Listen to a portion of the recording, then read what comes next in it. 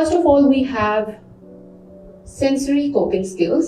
Sensory coping skills आपकी limbic system को soothe करती है from where your fight and flight response come from, वो threats that are targeting your sensory emotions और आपको आपके ब्रेन को एक्चुअली टारगेट कर रहे होते हैं और आप फील करते हैं कि आपका ब्रेन जो है वो शट डाउन हो गया है। ऐसी सिचुएशंस को में आप सबसे ज़्यादा ज़रूरी ये होता है कि आप अपने आप को सिचुएशन से थोड़ा सा साइड पे हटाएं। इसमें आपके लिए क्या ऑप्शंस हो सकती हैं? Taking a walk, talk to your friend, getting a massage. बहुत सारे लोगों को क्योंकि आपके सेंसरी इमोशंस या आपके सेंसरी ऑर्गन्स के ऊपर ये ज़्यादा इम्पैक्ट हो रहा होता है, तो इट इज़ हेल्पफुल कि आप उन्हीं चीज़ों के ऊपर वर्क करते हुए इस चीज़ को बेहतर करें।